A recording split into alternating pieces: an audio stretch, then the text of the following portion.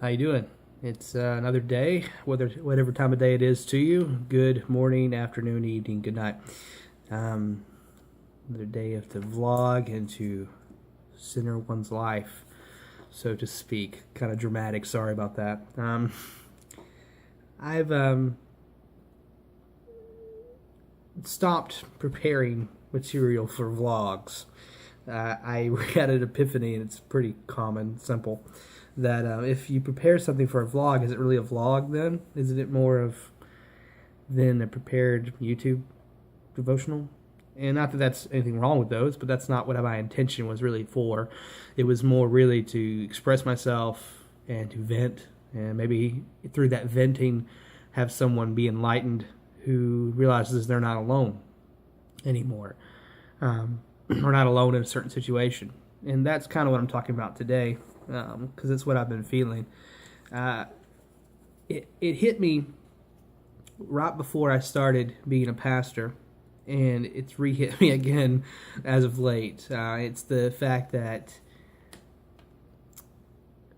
I will never have a pastor for another, just almost 50 years, a little over 40 years, because I'll be the pastor in ministry. I'll never have my own pastor again. I can have a mentor, who I do have some mentors, but they really can't be the role of my pastor because I'm the pastor. I'm in a class called Ethics, Christian Ethics, and I'm also in a class, Family Development. And in both the classes this last week, we talked about being moral guides and how to be a guide in a family unit in one class, and how to be a guide as a Christian or a pastor. And it was really interesting. I enjoyed it. But it really reminded me that how I am a guide for many people, and I'm meant to be. Yet, I can have a guide in someone, but I really won't have a pastor until I retire. And it's kind of depressing, to tell you the truth. And this has been talked about several times from many different sides of ministry. Ministers of all kinds, music ministers, children's ministers, doesn't matter, you name it. If they're in ministry, they have this sensation where they'll come to you and they'll finally say, if they're being very blunt, sometimes I have a hard time worshiping at church because I'm having to worry about my job at church, especially as a pastor. I am there to facilitate worship. I'm there to make sure I'm delivering the word, delivering the message, that I'm being a positive influence, and that I'm being a great ambassador of Christ. And as a leader of that worship service, I don't get to experience it as much as a person sitting in the service. I had the same sensation when I was the music director as well. I didn't get to enjoy the music because I was worried about what was next, what verse was next. Did I have the PowerPoint? Did I have the slides right? Could you read it well? Am I singing the right part? I had to worry about all that kind of stuff that I really could not worship in it. And today, still, the only time I really get to truly feel connected to God and worship in that kind of setting is at a concert. When I get to hear music, someone else is worrying about all of that, and I get to just be in the moment. Or beside having moments with God privately, but any kind of organized worship service, it has to be something like that. It's kind of depressing, honestly.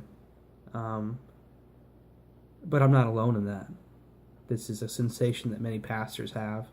We start feeling kind of isolated, alone, because, my mentor broke my heart saying this, but he was absolutely right. This week he said, I said, I wish I had some more friends. I'm trying to be a better friend and meet more friends.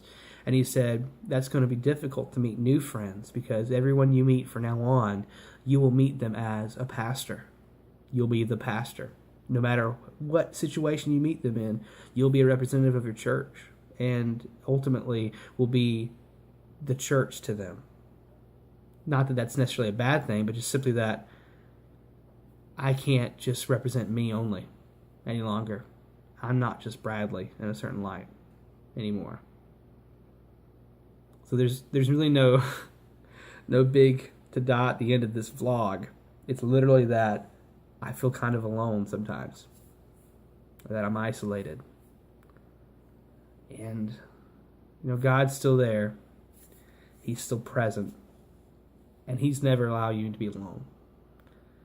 No matter what kind of walk of life, sorry this law is going kind of long, but no matter what your walk of life is, you're never truly alone. But we all have those sensations of feeling isolated or desolate or alone. But you're not alone. He's there with you every step.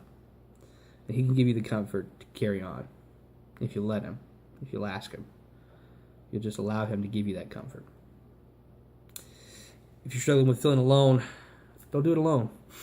Reach out. I'll be happy to listen to you. And trust me, I feel you. Thank you for liking and subscribing on this video and subscribing to my channel. Thank you for watching on Facebook and liking it there as well. I'm praying for you. I love you, and have a pleasant day and tomorrow.